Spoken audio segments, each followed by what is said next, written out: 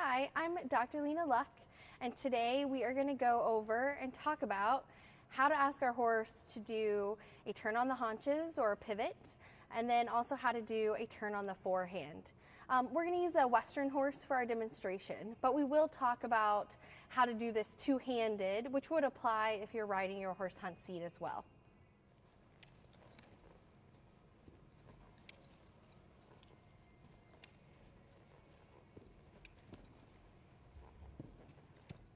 So some basic things to think about when you are working with your horse to get better at your turns on the haunches or your turns on the forehand, or then working up to being able to do a nice pivot or a spin, for instance in our reining classes. Some things you should really think about is leg placement. So depending on if you're asking for a turn on the forehand versus a turn on the haunches, you want to make sure you're using your leg in the correct location. So some things we want to think about when we're asking for our turn on the haunches or turn on the forehand is our leg placement. Because depending on where your leg is, it's going to give direction and information to your horse on which part of their body needs to be moving and turning. And so here you can see Alyssa is kind of just sitting in her natural, comfortable position. And so her leg's kind of falling nice and straight line down from her hip. So this is kind of your base or normal leg position. But then if you think about a turn on the haunches, specifically your horse's front end is going to be moving away from your leg, and their hind end is going to be staying stationary. And so in order to communicate to your horse that you want one particular part of their body to be moving and then one part to be staying stationary, you need to think about your leg placement. And so, for instance, here your leg is in the natural, normal leg position. If you're wanting just their front end to move and their hind end to stay still, you want to move your leg just slightly forward. And as you saw, it was not like a giant way up here in front of their shoulder or at your cinch, because then you're not going to be cueing them. But then also, if your leg ends up back here, this is going to be telling them to move their hind end and not their front end. So for our turn on the haunches, that's not going to work. So you just want to take your leg from that normal, natural position and then just slightly, maybe like an inch or so forward, kind of right behind your cinch is where you wanted to end up to ask them to do a turn on the haunches. Now, if we were going to do our turn on the forehand, then you want to take your leg from like its natural position and then just move it back slightly. So it's like an inch back from where it was or an inch forward from where it was, maybe slightly more, slightly less, depending on where your leg is naturally falling. But that's going to help give your horse just that extra little information of I should be moving my hind end or I should be moving my front end. So then the next thing to think about is your hand placement. And so, Alyssa, hold your hand up. So here would be your normal position for your hand if you're riding one-handed. And if you want your horse to do a turn on the haunches, let's say, and in this case we'll just talk about we're doing a turn on the haunches or a pivot to the right. And so she's going to be using this left leg because your horse is going to move away from that pressure. So if it's a turn on the haunches, her leg's going to move slightly forward. And then her hand, you want to take and kind of lift up and then over in the direction you want them to go. And some horses, once you get them started, you can put your hand back, lower your hand, and then they'll just keep turning. Whereas some horses, you kind of have to, the whole time you're turning, kind of a pull release to get them to turn around. I will say one area that people end up with a lot of problems is when they lift up and then they pull really far over. And they're kind of dragging their horse around. Sometimes if you're moving your hand way more or faster than their legs can move, it's going to send signals to them that this isn't right, I don't know what I'm doing, and they're going to end up not doing a very correct turn. So you want to make sure that you're asking with as little information as you can, and then if you need more, adding more. So if your horse isn't listening with just a little pull, then you can pull harder. Or if your horse is listening too well, you can always pull a little less. So we'll watch here and we'll have Alyssa demonstrate this. So she's going to take her left leg and move it slightly forward, which is going to indicate to her horse that he should move his front end around. And then she's going to, as you can see, lift up with her hand and over, bumping with that leg to ask him to turn around. And I would say that was a pretty decent turn.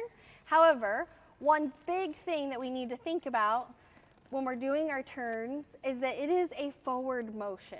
So ideally, we don't want our horse to take a step backwards. We actually would like them to take a step forward and then come around. And so, because they should be crossing over with their front legs, with their outside leg crossing over their inside leg. So if you're turning to the right, their outside leg would be their left front leg, should cross over top of their right front leg. And so one thing to think about to get this to happen is a lot of times we want to go to our hand first and then our leg, and that's usually going to cause your horse to take steps back. And so if you wake your horse up, so maybe give them a little tap with both legs so they kind of know, hey, we're about to do something, and then you ask with your leg, and then kind of a split second after you ask with your leg, you want to ask with your hand to tell them we're turning and we're not walking forward. So let's see if Alyssa can get Oki to not take us. That was better. He still kind of wants to take a step back, but that time she was a little bit quicker about saying, no, no, you need to move forward. And so if you saw, she was kind of squeezed with her leg, and then he went to take a step back, and she actually used both legs a little bit of a bumping, like, hey, it's a forward motion, take a step forward. Maybe do one more to the right so it's away from us, so they can see your leg.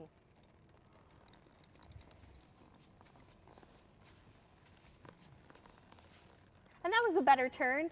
You can see the more now she's really thought about it and taking her time to really think about her horse's foot placement has gotten him to be a little bit more correct. He still kind of wants to like take almost a step back, but that time he wasn't, I wouldn't say that was necessarily a step back. It was more he shifted his weight to his hind end, which he needs to do in order to do a correct turn on the haunches.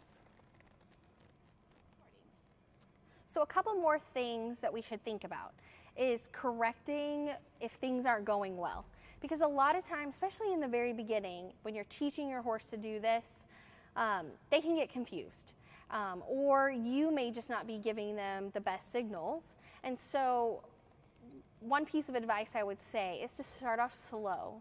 You can't do a very good, correct, fast spin if you can't do one correct slowly. So you want to start off with just 1 or 2 steps, and then master 1 or 2 steps, and then once you can do 1 or 2 really nice steps, then add, up to 5 or 6 steps. And then eventually you're doing a quarter turn, a half a turn, to a full turn if you've taken your time to go through that process. But some of the issues that I see happen pretty regularly when you're learning how to do this is you ask your horse to do the turn on the haunches, and instead of them just doing a nice turn, they want to just walk a circle. And so some things for you to think about when you're doing this is if your horse is wanting to just walk forward, you're probably not using enough rein pressure. So that should be an indication to you to stop, shorten your reins, readjust, and then ask again. Or another thing I see is, which we already talked about a lot, is them wanting to back up, which a lot of times means either you're pulling too much and you need to pull less, or you're pulling before you use leg. And so making sure you think about those kind of things. Alyssa, let's go two-handed. And we'll talk about, a lot of times in the beginning, it's helpful to teach your horse two-handed and then move to one-handed, because it can be a little confusing just to go straight to one-handed. But some really important things if you're riding two-handed, and this applies Huntsy and Western, it is the same thing and the same process for asking your horse to do a turn on the haunches, two-handed Western, two-handed English. So two-handed, one of the big things is when you ask, same thing with your leg that you do one-handed. So your leg slightly forward for the turn on the haunches, or slightly back for the turn on the forehand. But let's say we're doing our turn on the haunches. When you're two-handed, ideally what you want to do is you want to kind of take your hands up and then take both hands over the direction you're going. So you can see Alyssa moved, we're going to go to the right, so she's lifted her hands up and both hands over to the right. So when you're asking them to do the turn on the haunches, and with our hands, you want to take your hands slightly up and then over the direction you want them to go for the turn. And so one thing is this left rein, if we're going to the right, it's going to apply pressure on their neck and also help keep them straight. Because ideally when they do a turn on the haunches, their body stays straight. Their neck should not bend around. So like if we were doing a turn this way and he bends his head this way, he's actually probably not going to turn very well because he's going to bend his head, which usually then causes their butt to swing out, and so they end up doing a turn on the forehand. So you want to make sure that you apply even pressure with both reins. So the left rein lays against his neck, and then the right rein opens over to the right side to give your horse somewhere to go. So you want to think about always having a place for your horse to go. If you're riding two-handed, you don't want to get with your hands too close together because your horse, you should kind of think of them like a box. So they have a front door on this box, they have a right door, a left door, and a rear door. And with your hands, you're kind of controlling that box. And so you want to make sure they have room for their head and their neck and their body inside your box. And if you take your hands and they're really close together, then you kind of close that box. So if she takes her hands together and pulls them over to the side, yes, she's applying pressure on this left side of his neck, but she's not really given much space for her horse to go to the right. And so a really well-trained horse probably still going to do the turn nicely, but a horse that's maybe learning is going to feel a little trapped. And so this can sometimes lead to your horses that, especially if you have your hands real close together and you're applying a lot of rein pressure, so you're pulling kind of hard, that is when we get sometimes our horses that rear. Is you close that box and you're not really giving them somewhere to go, you're not opening a place for them to move, and they feel trapped, and so they have a tendency to rear. And so those are things for you to think about. If you're having those kind of problems, think about opening your hands a little wider and also maybe pulling not so hard so that they feel like there's somewhere for them to go and they can understand what you're trying to say. Let's have Alyssa do a nice turn to the right with both hands. So she's going to take leg and then both hands to the right. And as you notice, see, Oki keeps kind of a straight with his body, and she takes both hands and it's even pressure to the right. So she pulls the same with her left hand and her right hand. Now let's show Alyssa's going to do that same thing, but she's going to show you what happens when you pull more with just your right hand than your left hand. So her right hand like pulls back more towards her hip. You see he bends his neck around. And actually Oki's still turning pretty good, but Oki is also a reiner, so he knows how to do these turns. But as you noticed, he got a little bunched up in that turn. And I would say Oki did a great job. Most horses, if you get them too bent, they have a tendency to start backing, or they'll do really nice for 2 or 3 steps and then they kind of walk out of their turn. So Alyssa's going to show you what happens a lot of times when we use too much just right rein or left rein. So instead of using even pressure with both hands in the direction you want your horse to go, if you pull too much with one rein or the other, a lot of times they're going to have some issues that happen. So let's see what happens with Oki here. So she gets him bent around. She's still asking with her leg, but you can see he kind of flips ends. He turns a little bit. Some steps good on his hind end, and then some steps he switches to his front end.